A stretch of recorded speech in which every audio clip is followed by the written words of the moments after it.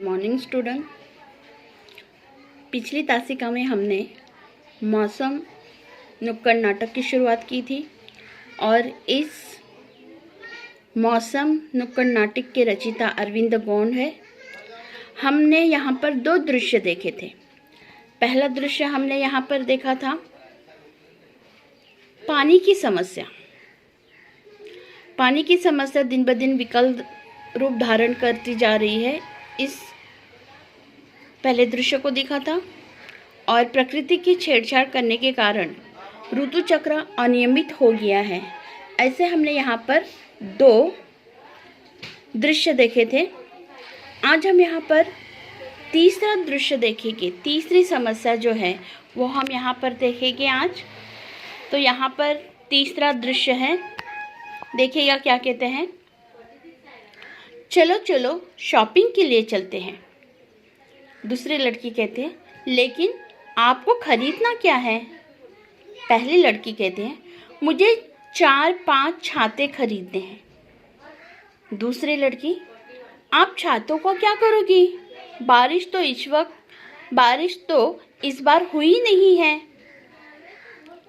पहली लड़की कहते हैं तुमने न्यूज़ नहीं देखी, कश्मीर में बाढ़ आ गई है बादल फटने की वजह से। दूसरी लड़की लेकिन बाढ़ में तो छाते भी क्या कर सकते हैं, लेकिन बाढ़ में छाते भी क्या कर लेंगे। पहली लड़की तो एक काम करते हैं, स्विमिंग कॉस्ट्यूम ले लेते हैं। दूसरी लड़की लेकिन मुझे स्विमिंग नहीं आती। पहली लड़की चिंता न करें, मेरे पास टायर ट्यूब भी हैं। मतलब देखो कि ये जो सारी समस्याएं हो रही है, ये सारी समस्याएं हमारी वजह से है, लेकिन उस समस्या का हल ढूंढने के बजाय हम उस समस्या से कैसे, मतलब उस समस्या जब हम पर आएगी तब से हम अपने आप को कैसे बचाएंगे इसके बारे में सोचते हैं। हम ये नहीं सोचते कि जो समस्या है वो समस्या हर एक व्यक्ति के लिए मुसीबत बनकर आती है, तो हम कुछ ऐसा सोचें जो ये मुसीबत, ये समस्या किसी भी व्यक्ति के ऊपर ना आए। लेकिन आजकल का जो दृष्टिकोण है, लोगों का देखने का नज़रिया सिर्फ अपने प्रति रह गया है। किसी के लिए हमारे पास ना वक्त है, ना उनके बारे में सोचने के लिए हमारे पास वक्त है। हम सिर्फ अपने बारे में सोचते हैं कि अगर ये मुसीबत आ गई, वो मुसीबत आ गई तो हम अपने आप को कैसे बचाएंगे। अरे पर इस पूरी सृष्टि में रहने वाले लोगों को हम कैसे बचा पाएंगे, ये हम क्यों नहीं सोचते। और बचाने से पहले वो समस्या हम तक पहुँचे ही नहीं, उस समस्या का हल क्यों हम नहीं निकालते, वो समस्या हम तक ना आए, इस तरह की हम कोई नीति क्यों नहीं अपनाते हैं। मतलब कि यहाँ पर मुझे शॉपिंग करनी है, किस चीज़ के लिए, तो बारिश में छाते खरीदने हैं। दूसरी कहती है लेकिन इस वक्त तो बारिश गिरी ही नहीं।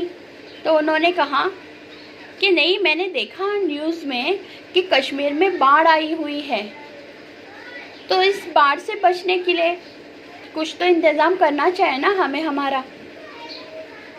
तो वो दूसरी लड़की कहती है कि बाढ़ में छाते क्या कर लेंगे। तो फिर वो पहली लड़की कहती है कि ठीक है, छाते नहीं खरीदते, स्विमिंग कॉस्ट्यूम खरीदते हैं। मतलब अगर बाढ़ आ जाए तो स्विमिंग कॉस्ट्यूम पहनकर उसमें से हम तैर कर निकल जाएंगे। फिर वो कहती है कि मुझे तैरना नहीं आता। तो वह कहती है तू चिंता मत कर, मेरे पास टायर ट्यूब है। मतलब जिस टायर ट्यूब का उपयोग करके हम उस बाढ़ के पानी से बच सकते हैं। मतलब ये जो समस्या है, बाढ़ आना, बारिश का सही समय पर न गिरना, ये सब हमारी वजह से हो रहा है। तो हम उसका हल ढूंढने के बजाय हम उस समस्या में अपने आप को कैसे बचाएंगे, सिर्फ हम हमारे बारे में सोचते हैं, तो ये तो गलत है। तो यहाँ पर बारिश न होने की वजह भी हम ही लोग हैं, बाढ़ आने की वजह भी हम मनुष्य ही लोग हैं, क्योंकि प्रकृति ने हमें बहुत कुछ दिया है, लेकिन हमने प्रकृति से सिर्फ लेना सीखा है, उसे देना नहीं सीखा। अगर हमने प्रकृति का कुछ दिया भी है तो वो केवल प्रदूषण के अलावा हमने कुछ भी नहीं दिया है। प्रकृति हमें निस्वार्थ रूप से देती है, लेकिन हमने प्रकृति के साथ भी स्वार्थ पद्धति का व्यवहार किया है। हमने सिर्फ प्रकृति से लिया है और देते समय हमने प्रकृति को सिर्फ गंदगी दी है, प्रदूषण दिया है, और ये उसका ही नतीजा है जो बारिश न गिरना, असमय पर बारिश गिरना, बाढ़ आना, भूकंप होना, तूफान होना, ये सारी इन समस्याओं का कारण हम मनुष्य हैं, हम इंसान हैं कि हमने अपने फ़ायदे के लिए प्रकृति के साथ छेड़छाड़ की है। प्रकृति का जो ऋतु चक्र है वो अनियमित हमने कर दिया है। हमने पानी के अंदर, हवा के अंदर, माटी के अंदर हर जगह प्रदूषण फैला दिया है और इसी वजह से प्रकृति हमसे नाराज़ हो गई है और नाराज़ होने की वजह से वो समय पर अपने किसी भी चक्र को नहीं चला रही है। हम देखते हैं कि ठंडी में भी बारिश होती है, गर्मी में बारिश होती है और बारिश के मौसम में बारिश नहीं होती है। तो ये सब कुछ हमारी वजह से है। तो यहाँ पर ये तीसरा दृश्य, ये दृश्य उन लोगों की आंखें खोलने के लिए है जो सिर्फ अपने बारे में सोचते हैं, जो सिर्फ स्वार्थी हैं, अपनी ही समस्याओं को, अपने ही आप को उस मुसीबत से बाहर निकालने की सोचते हैं, ना कि प्रकृति के बारे में सोचते हैं, ना पूरे मानव जाति के बारे में। चौथा दृश्य क्या है देखो। पहला दोस्त, अपने ऑफिस में एसी क्यों नहीं लगवा लेते, इतनी गर्मी हो रही है। एक मित्र अपने दूसरे मित्र के ऑफिस में गया है और वो अपने मित्र से कहता है कि तुम अपने ऑफिस में एसी क्यों नहीं लगवा लेते, बहुत गर्मी हो रही है। दूसरा दोस्त कहता है मैंने सुना है एसी से गैस निकलती है और उससे वहाँ परत होती है ना, ओजोन परत,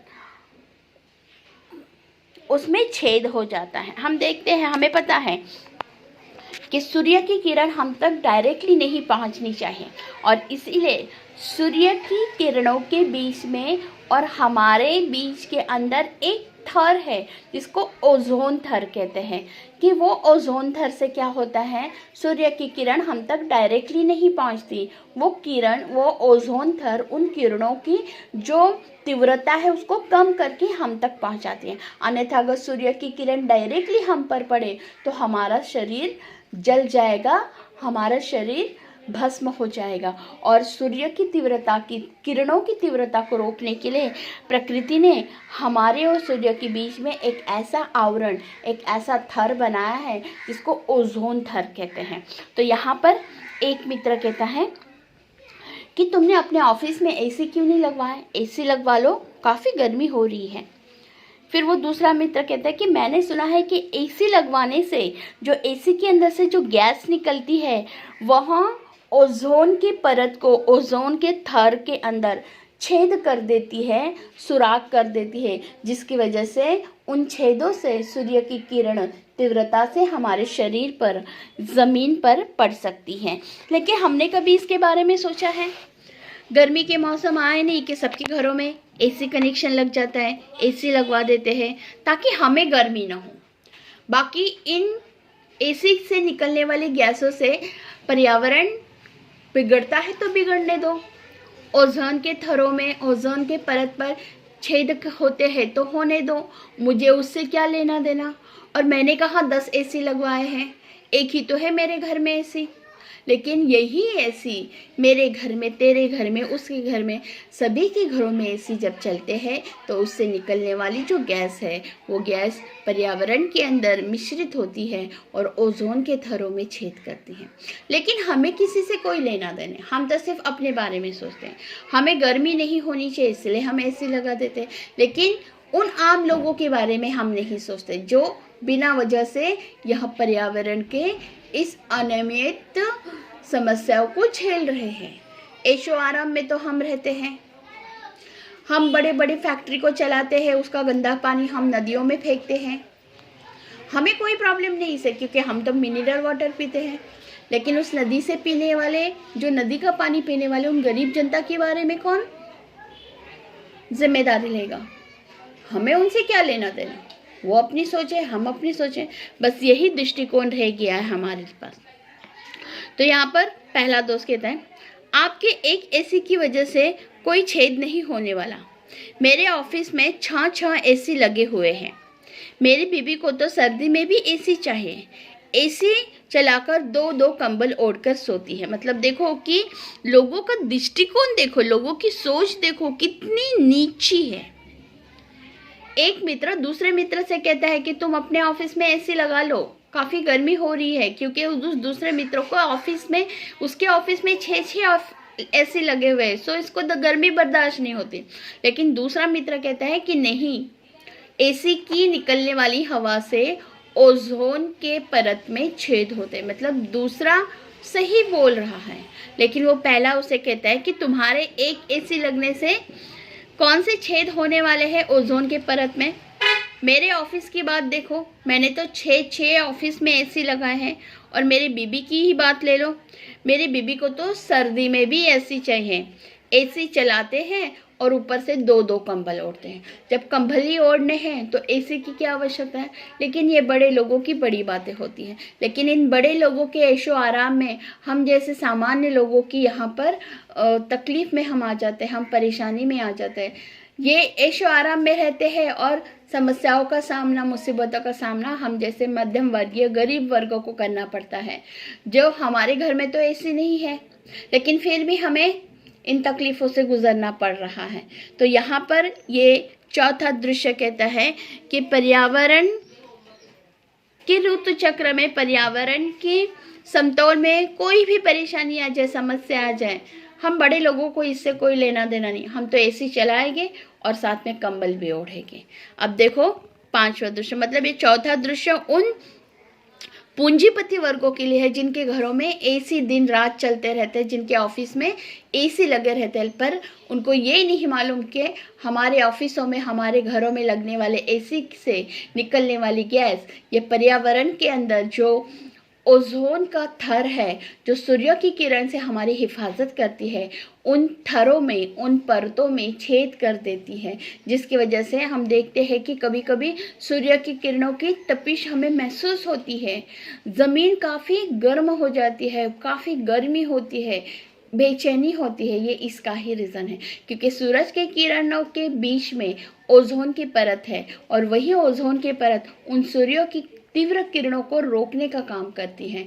जितनी आवश्यकता है उतनी आवश्यकता के अनुसार वो उष्णता हम मनुष्य के ऊपर या ज़मीन के ऊपर फैलाती है। पर अगर ये परत के अंदर ही छेद हो जाए तो फिर सूरज की जो किरणें हैं वो तो डायरेक्टली हम पर आकर गिरेगी और फिर गर्मी भी महसूस होगी और बेचैनी भी महसूस होगी। तो ये उन लोगों के लिए ये दृश्य हैं जो सिर्फ अपने ही बारे में सोचते हैं, जिनके ऑफिस और घरों में एसी लगा के रखे हुए हैं। अब पांचवा दृश्य देखो, दोस्त चलो चलो वाटर पार्क चलते हैं। दूसरा दोस्त कहता है मेरी भी तो सुन लो कोई, वाटर पार्क जाकर क्यों पैसा बर्बाद करते हो। 2 दिन से लगातार बारिश हो रही है, इसमें पूरा शहादरा स्विमिंग पूल बना हुआ है, वहीं चलते हैं। मतलब देखो बारिश लगातार गिर रही है 2 दिनों से, और जिसकी वजह से पूरे शहर में पानी भर गया है। तो एक दोस्त अपने दूसरे दोस्त से कहता है कि चलो चलो वाटर पार्क चलते हैं। दूसरा दोस्त कहता है कि मेरी पहले सुन लो, वाटर पार्क जाने की कोई आवश्यकता नहीं, ना ही पैसे बर्बाद करने की। 2 दिन से लगातार बारिश गिर रही है, इसलिए पूरे शहादरा शहर में स्विमिंग पूल सा बन गया है। चलो उसी स्विमिंग पूल में चलते हैं और नहाने का लुत्फ लेते हैं, जिससे हमारे पैसे भी बच जाएंगे। तीसरा दोस्त कहता है हाँ, मिंटो ब्रिज का भी यही हाल है, पूरा डूबा हुआ है। अब यहाँ पर वे कहते हैं कि हाँ, पूरा शहर तो स्विमिंग पूल बन गया है, और जो इस शहर में जो ब्रिज है, जो पुल है, उसका भी यही हाल है, पूरा ब्रिज पानी से डूब गया है। पहला दोस्त, एक बात बताओ, ये 5-10 मीटर की बारिश घुटने तक पानी भर जाता है, इसकी वजह क्या है। मतलब जब बारिश होती है तो वो बारिश होने के बाद शहरों में पानी क्यों भर जाता है। 10-20 मीटर तक की बारिश होती है मतलब पानी भर जाता है, घुटनों तक का पानी हो जाता है। इसकी वजह क्या है, क्यों ये सारे पानी शहरों में भर जाते हैं? तो यहाँ पर चौथा कहता है वजह मैं बताता हूँ। कल जो आप मोमोज खा रहे थे चटनी लगा लगा कर, उसकी प्लेट कहाँ फेंकी थी? पहला दोस्त कहता है वही रोड पर। मतलब देखो वजह क्या है, वो चौथा दोस्त बता रहा है कि एक दोस्त ने यहाँ पर समस्या रखी है कि 10 मीटर की मतलब 15-10 मीटर की बारिश से घुटनों तक का पानी भर जाता है। इसकी वजह क्या है? तो वो चौथा दोस्त समझा रहा है कि मैं बताता हूँ इसकी वजह। कल आप जो सब मोमोज खा रहे थे चटनी लगा लगा कर, उसके रैपर्स, उसके प्लेट कहाँ फेंके आपने? पहला दोस्त कहता है यहीं रोड पर। चौथा दोस्त कहता है और आप भाई साहब दुकान से जो सामान लेते हो उसकी प्लास्टिक की थैलियाँ, खाली डिब्बे, बॉटलें कहाँ फेंकते हो? दूसरा दोस्त कहता है घर के सामने नाले में। पहला दोस्त आपने हम दोनों को तो गिनवा दिया और खुद जो चबा रहे हो उसका पाउच कहाँ फेंका आपने? बोलो बोलो, आप भी वही करते हो ना जो सब करते हैं। मतलब वो बता रहा है कि जो हम चीज़ें लाते हैं दुकान से खरीद कर लाते हैं, उसको खाने के बाद इस्तेमाल करने के बाद उसके जो रैपर्स होते हैं, जो कचरा होता है, जो डस्टबिन में रखना चाहिए, लेकिन हम क्या करते हैं खुले हाथों से सड़क पर फेंक देते हैं। घर के सामने कोई नाला हो वहाँ पर फेंक देते हैं। तो यहाँ पर ये दोनों मित्र कहते कि हमसे तो पूछ लिया कि हमने ये सारे कचरे कहाँ डाले, लेकिन अभी जो तुम चबा रहे हो, चिगम चबा रहे हो, इसका रैपर आपने कहाँ फेंका? चौथा दोस्त मैं तुम लोगों से अलग थोड़ी हूँ, मैं भी वहीं फेंकता हूँ रास्ते पर या नाली में। मैं तुमसे अलग थोड़ी हूँ। तुम जैसा फेंकते हो नाले में रास्ते पर, वैसे मैंने भी वहीं फेंक दिया। दूसरा दोस्त हाँ, और यही थैली, डिब्बे और कचरे नालियों के रास्ते जाते हैं और नालों में, सीवर में, और कूड़ा कचरा और प्लास्टिक उसकी निकासी रोक देता है। तभी तो थोड़ी सी बारिश हुई नहीं कि पूरा शहर स्विमिंग पूल बन जाता है। अब यहाँ पर सही रीज़न दिया है कि शहर स्विमिंग पूल बनने का रीज़न क्या है।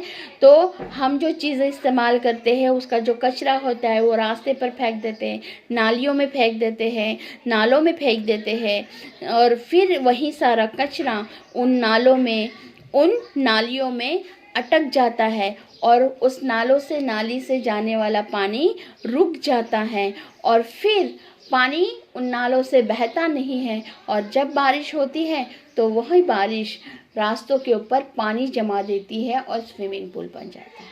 मतलब अगर हम कचरा सही रूप से कचरा पेटी में डालें, कूड़ेदान में डालें, तो शायद ये नाले नहीं भरेंगे और उन नालों में कचरा नहीं अटकेगा और हमारा जो शहर है वो स्विमिंग पूल नहीं बने। मतलब सारी जो गटारें होती है, सारे जो नाले होते हैं, नालियाँ होती, वो चौकअप हो जाते हैं इन कचरों की वजह से।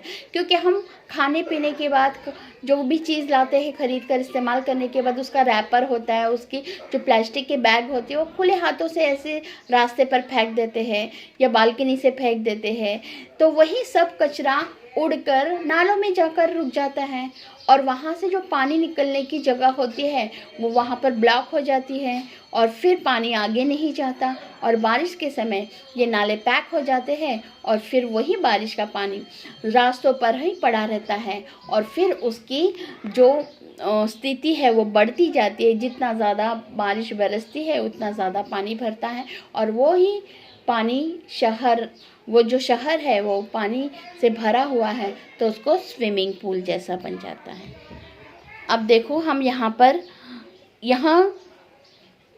आज हमने 3 दृश्य देखे हैं। अब सूत्रधार क्या कहते हैं देखो। मौसम बदल रहा है, कभी बारिश होती है कभी नहीं होती। प्रकृति से छेड़छाड़ करके हमने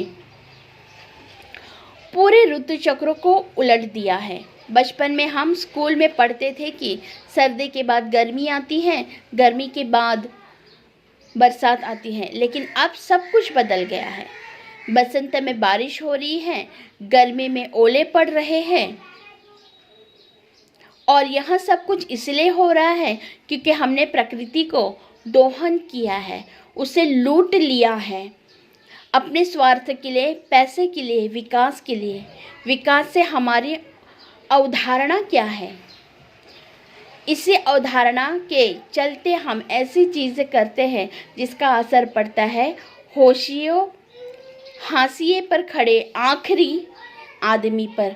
मतलब जो कुछ स्वार्थी लोग हैं, जो पैसों के लिए, अपने स्वार्थ, अपने विकास के लिए प्रकृति का दोहन कर रहा है, प्रकृति को जला रहा है, प्रकृति को लूट रहा है, लेकिन वो उसके अंदर उसका स्वार्थ है। लेकिन उस व्यक्ति का क्या, जो आखिरी छोर पर खड़ा है, जो इन सभी बातों से कोसों दूर है, फिर भी उसको इसकी सज़ा भुगतनी पड़ती है। करे कोई और भुगते कोई और। तो इस तरह से यहाँ पर हमने 5 दृश्य देखे। ये हमने सूत्रधार देखा। अब यहाँ पर हम एक गीत देखते हैं। देखो, बंजर सी ज़मीन, दूषित है हवा, पानी को भी हमने गंदा कर दिया। देखो, मतलब हमने क्या किया है प्रकृति के साथ, कि हमने ज़मीनों को बंजर सा बना दिया है, हवाओं को दूषित बना दिया है और पानी को हमने गंदा कर दिया है। बंजर सी ज़मीन, दूषित है हवा, पानी को भी हमने गंदा कर दिया। मौसम बदल रहा है, यहाँ यहाँ हो रहा है, कभी तुम कहते हो वहाँ वहाँ हो रहा है। मौसम बदल रहा है, यहाँ यहाँ हो गया है, कभी तुम कहते हो वहाँ वो हो गया है। बात समझ ले, समझ ले, बात समझ ले, समझ ले, बात समझ ले, बात समझ ले, बात समझ ले, समझ ले। जो भी होता है तू ही तो बीज होता है, जो भी होता है हम ही तो बीज बोते हैं। मतलब कि ये जो प्रकृति के साथ छेड़छाड़ कर रहे, ये हम ही तो कर रहे हैं। हवा को दूषित करना, पानी को गंदा करना, प्रदूषण फैलाना, और फिर हम ही कहते हैं अरे यहाँ पर ऐसी घटना घटित हुई, वहाँ पर वैसी घटना घटित हुई, यहाँ पर ऐसा हो रहा है, वहाँ पर वैसा हो रहा है। तो ये सब कुछ करने वाले कौन? हम ही तो हैं। हम ही तो बीज बोते हैं, हम ही तो इस प्रदूषणों को हवा देते हैं। और फिर हम सिर्फ कहते रहते हैं कि इस जगह पर बाढ़ आ गई, उस जगह पर भूकंप हो गया, इतने आदमी मर गए, इतने ज़ख्मी हो गए, मलबा गिर गया, भूकंप हो गया। तो इन सब चीज़ों के ज़िम्मेदार हम मनुष्य हैं। तो हमारी ज़िम्मेदारी बनती है कि हम प्रदूषण को रोकें, हम हवा दूषित न करें, हम पानी गंदा न करें, हम साफ़ सफाई रखें, सड़कों के ऊपर कूड़ा कचरा ना फेंकें, कूड़ा कचरा कूड़ेदान में ही डालें, नालों को, नालियों को, समंदरों को और नदियों की, तालाबों के पानी को हम गंदा न करें। तो इस तरह से यहाँ पर हमें इन दृश्यों के ज़रिए यही समझाने की कोशिश कर रहे हैं कि हम अपने स्वार्थ के लिए, अपने पैसे के लिए, अपने विकास के लिए हमने प्रकृति का दोहन किया है, प्रकृति को लूट लिया है सिर्फ हमारी स्वार्थ के लिए। तो हमें अब यहाँ पर इस तरह के कोई भी कार्य नहीं करने हैं, क्योंकि जो स्वार्थी लोग हैं, जो पैसा कमाना चाहते हैं, जो अपना विकास करना चाहते हैं, उनको तो इन सभी बातों का कोई फ़र्क नहीं पड़ता। लेकिन जो इंसान, जो आदमी, जो जनता इन सभी से कोसों दूर है, बिना वजह से उनको इन समस्याओं का सामना करना पड़ता है और मुसीबतों को गले लगाना पड़ता है। तो इस तरह से हम यहीं पर रुकते हैं। हमने यहाँ पर 5 दृश्य देखे, सूत्रधार की बात को देखा और एक गीत देखा। अब अगला जो यहाँ पर 6वां, 7वां, 8वां और 9वां दृश्य है, ये हम कल देखेंगे। ये 4 दृश्य हम कल देखेंगे ताकि हमारा ये जो नुक्कड़ नाटक है, वो नुक्कड़ नाटक यहीं समाप्त होगा। धन्यवाद।